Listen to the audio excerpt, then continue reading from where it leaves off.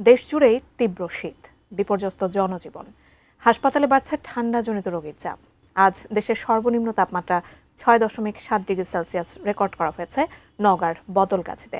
প্রতিনিধিদের পাঠানো তথ্য ও ছবিতে ডেস্ক রিপোর্ট। সর্বনিম্ন তাপমাত্রার দিনে নওগাঁয় কুয়াশার আধিক্য তেমন না থাকলেও বইছে হাড় কাঁপানো হিমেল হাওয়া। শীতের দাপটে স্থবির হয়ে পড়েছে স্বাভাবিক জীবনযাত্রা।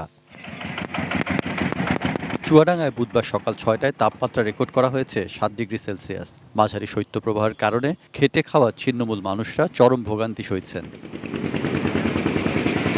গোপালগঞ্জে বুধবার সকাল ৬টার তাপমাত্রা রেকর্ড করা হয়েছে ৭ ডিগ্রি সেলসিয়াস। তীব্র শীতে কৃষকরা মাঠে কাজ করতে পারছেন না। রাস্তায় মানুষের উপস্থিতিও একেবারেই কম।